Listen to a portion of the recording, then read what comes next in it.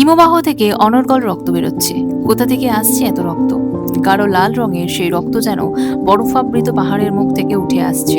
এর নাম দেওয়া হয়েছে ব্লাড ফলস, বাংলায় যার অর্থ রক্ত ঝর্ণা।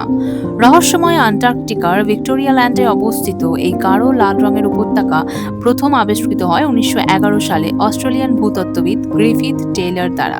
পরবর্তীতে তার নাম অনুসারে এই উপত্যকার নাম রাখা হয় টেইলর ভ্যালি।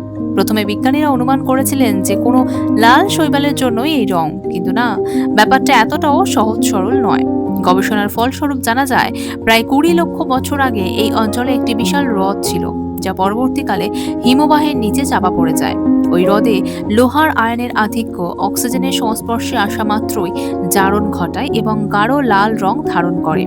হিমবাহের কোনো অংশে চির থাকলে সেই পথেই বেরিয়ে আসে সেই হ্রদের জল। দেখলে মনে হয় যেন রক্ত ঝরে পড়ছে। রক্তের মতোই এই জলের স্বাদও নোনতা।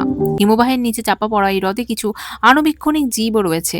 যেখানে সূর্যের আলো পৌঁছায় না, নেই পর্যাপ্ত অক্সিজেন, তাও কিভাবে জীবগুলি বেঁচে রয়েছে তা খুব একটা স্পষ্ট নয় বিজ্ঞানীদের কাছে।